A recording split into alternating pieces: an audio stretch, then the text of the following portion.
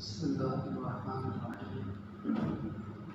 عن ابي هريره رضي الله تعالى عنه انه سمع النبي صلى الله عليه وسلم يقول ان ثلاثه من بني اسرائيل ابرص واقرع واعمى.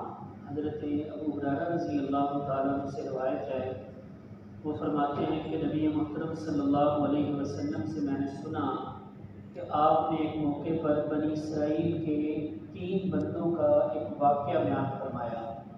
3 بندے تھے، تینوں بیمار تھے۔ ایک کو بیماری تھی برس کی، کوڑ کی بیماری، کہ جس میں جسم جو ہے وہ خراب ہو جاتا ہے، جلد خراب ہو جاتی ہے، رنگ بدل جاتا ہے کچھ حصے کا، کوڑ کی بیماری۔ اور دوسرے کو گنجے پن کی بیماری تھی کہ اس کے بال نہیں اگتے تھے، اور تیسرا نبینا تھا۔ اللہ رب العزت نے ان تینوں کو آزمایا، فرشتہ بھیجا۔ پہلے فرشتہ کوڑ کی بیماری والے کے پاس آیا، اس کو آ کر پوچھا کہ تجھے کیا چاہیے، تجھے کون سی چیز زیادہ پسند ہے؟ اس نے کہا مجھے سب سے زیادہ پسند اور سب سے زیادہ جس چیز کی ضرورت ہے وہ یہ ہے کہ میری جلد صحیح ہو جائے، میرا جسم صحیح ہو جائے، لوگ مجھ سے نفرت کرتے ہیں، دور بھاگتے ہیں، تو وہ نفرت نہ کریں، میرے قریب آئیں۔ فرشتے نے ہاتھ پھیرا اس کے جسم پر، اللہ رب العزت نے اس کے جسم کو درست کر دیا۔ اس کو پوچھا کہ تجھے مال میں سے کیا چاہے، کون سا مال تجھے زیادہ محبوب ہے؟ اس نے کہا مجھے اونٹنیاں بڑی محبوب ہیں۔ تو فرشتے نے اللہ کی طرف سے اس کو ایک حاملہ اونٹنی دے دی اور دعا کر دی کہ اللہ تجھے اس میں برکت دے۔ پھر فرشتہ دوسرے گنجے کے پاس پہنچا اور اس کو پوچھا کہ تجھے کیا چاہیے؟ اس نے کہا میں یہ چاہتا ہوں کہ میرے بال آ جائیں۔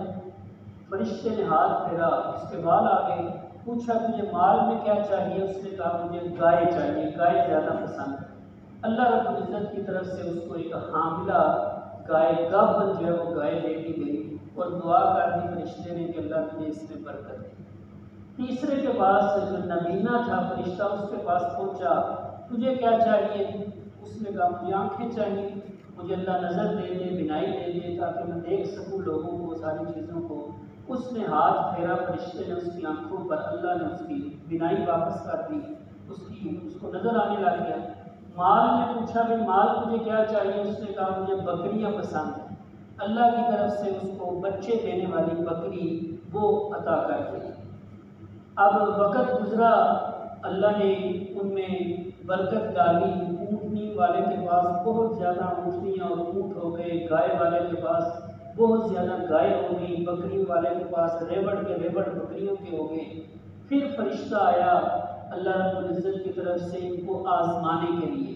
پہلا جو کوڑ کی بیماری والا تھا، اس کے پاس فرشتہ اسی شکل میں آیا، کوڑ کی بیماری والا مریض بن کر آیا، اور آ کر کہا کہ میں محتاج ہوں، غریب ہوں، میری مدد کر، میں نے گھر جانا ہے، منزل مقصود پہ پہنچنا ہے، میرے پاس سواری کوئی نہیں، تو اس طرح کر میرے کو ایک اونٹ یا اونٹنی دے دے، میں اپنے منزل مقصود پہ پہنچ جاؤں۔ اس نے انکار کر دیا کہ تو کون، یہ تو سارا مال میرا ہے، میں تجھے کیوں دوں؟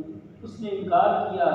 فرشتے نے کہا میں تجھے پہچانتا، ایک وقت وہ تھا کہ تو میری طرح تھا، تو غریب اور محتاج تھا، تیرے پاس کچھ نہیں تھا۔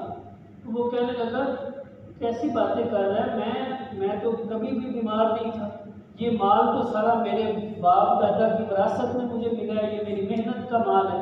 انکار کیا۔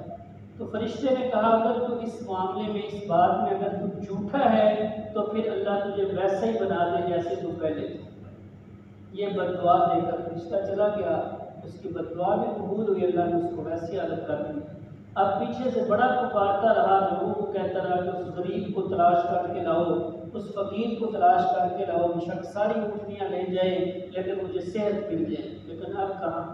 اسی طرح فرشتہ گنجے کے پاس پہنچا، اسی کی بیماری کی طرح، یعنی گنجا بن کر، اس سے جا کر مدد مانگی، اس نے بھی انکار کر دیا۔ اس نے بھی، فرشتے نے پھر بد دعا کی کہ اللہ اگر تو جھوٹ بول رہا ہے، اس نے بھی یہی کہا کہ یہ سارا مال میرا ہے، میری محنت کی کمائی ہے۔ فرشتے نے بد دعا دے دی کہ اگر تو جھوٹ بول رہا ہے تو اللہ تجھے ویسے ہی کر۔ اس کو بھی ویسا کر دیا کہ مال آہستہ آہستہ سارا ختم ہو گیا۔